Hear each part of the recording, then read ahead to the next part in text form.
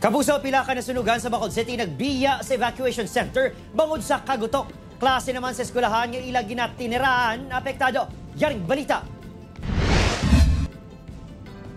Masobra 200 ka mga pamilya nga nasunugan sa Barangay 27 ang temporaryo nga nagatinir sa Apolinario Mabini Elementary School. Magluwas sa kulang sa supply sa pagkaon kag iban pa ang kinahanglanon. Kagutok ang ginareklamo sa pila ka mga evacuees. Gusto kami. Hindi kami ka pinitreat kay tungod nga ari kami dit, maano kami dito tindis.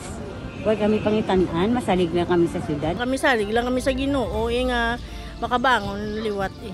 Kung nag-aantos ang iba na may pila naman niya ginpili na nga magbiya na lang. Ang pamilya Hamelo nag-ubraan na isang temporaryo nga tiniran.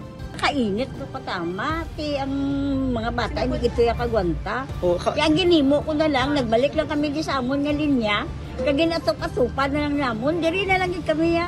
Diri kami kadigamot, diri kami kakaon. Bangod masobra 50, kamahulot kasihan ang ginatiniran sa buong sa mga nasunugan. Temporaryo nga suspendido ang face-to-face classes. We are adopting the alternative delivery modality in which our learners send off namon sa ila ang soft copy or hard copy duwa. It's either kung diin na sa ila ang pwede ma-reach out namon.